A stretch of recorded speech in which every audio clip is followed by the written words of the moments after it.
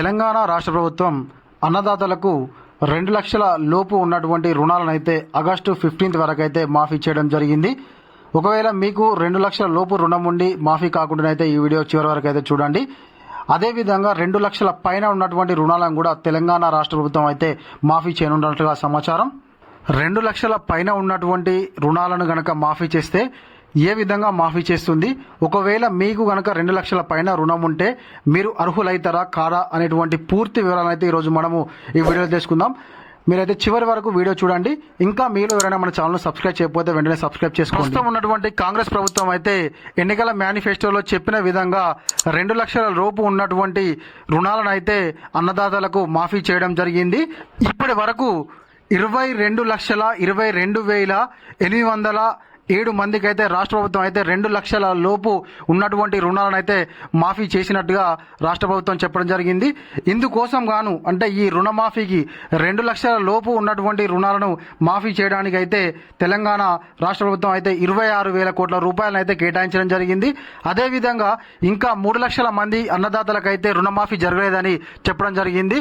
దానికి గల కారణం ఏంటంటే కొంతమంది అన్నదాతలకు ఆధార్ కార్డులో ఉన్నటువంటి వివరాలు అయితే బ్యాంక్ అకౌంటులో ఉన్నటువంటి వివరాలకు డిఫరెంట్గా ఉండడము, మరియు కొంతమందికి రేషన్ కార్డు లేకపోవడం వలన అయితే వాళ్ళకు రుణమాఫీ కాలేదని చెప్పడం జరిగింది.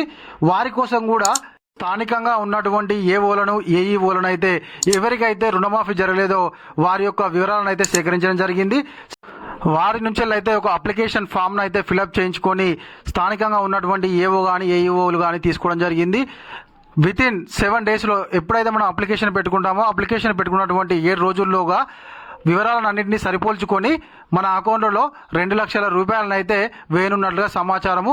వారం నుంచి 10 రోజుల మధ్యలో మనము ఈ అప్లికేషన్ పెట్టుకున్న తర్వాతకి మన యొక్క రుణమాఫీ అయితే జరిగిపోతుందని రాష్ట్ర ప్రభుత్వం అయితే చెప్పడం జరిగింది. అదేవిధంగా ఇప్పుడు 2 లక్షల పైన ఉన్నటువంటి రుణాలను రాష్ట్ర ప్రభుత్వం అయితే ఏ విధంగా మాఫీ చేయనుందో తెలుసుకుందాము. ముందుగా మీకు కనుక 2 లక్షల పైన రుణం ఉంటే, ఉదాహరణకు మీకు 2,50,000 రూపాయల రుణం ఉన్నట్లయితే మీరు పైన ఉన్నటువంటి 50,000 రూపాయలను బ్యాంకులో చెల్లించాలి. ఎవరెవరైతే పైన 2 లక్షల పైన ఉన్నటువంటి అమౌంట్ మొత్తం చెల్లించారో వారి యొక్క పూర్తి వివరాలను అయితే బ్యాంకులు రాష్ట్ర ప్రభుత్వానికి అయితే పంపించడం జరుగుతుంది. విడతల వారీగా వారికి రాష్ట్ర ప్రభుత్వం అయితే వారి అకౌంట్లను అయితే నగదును జమ చేయనున్నట్లుగా సమాచారం. ఒకవేళ 2 లక్షల పైన ఉన్నటువంటి రుణాన్ని మేము చెల్లించాము, మేము ఏ విధంగా మళ్ళీ అప్లై చేసుకోవచ్చునా, లేకపోతే బ్యాంకు వాళ్ళు అప్లై చేస్తారా, ఎట్లా అప్లై చేసుడు మరి అని చెప్పేసి ఎటువంటి టెన్షన్ పడాల్సిన అవసరం లేదు. రాష్ట్ర ప్రభుత్వం 2 లక్షల పైన ఉన్నటువంటి రుణాలను మాఫీ చేస్తున్నట్లుగా బ్యాంకు వాళ్ళకైతే చెప్పడం జరుగుతుంది.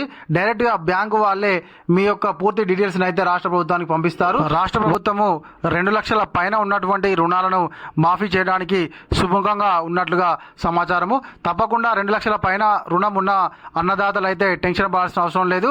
మీ యొక్క రుణం కూడా మాఫీ అవుతుంది. ఈ వీడియో కనుక మీకు నచ్చినట్లయితే ఒక లైక్ చేయండి, కామెంట్ చేయండి. ఇలాంటి మరెన్నో వీడియోస్ కోసం అయితే మన ఛానల్ను వెంటనే సబ్స్క్రైబ్ చేసుకోండి.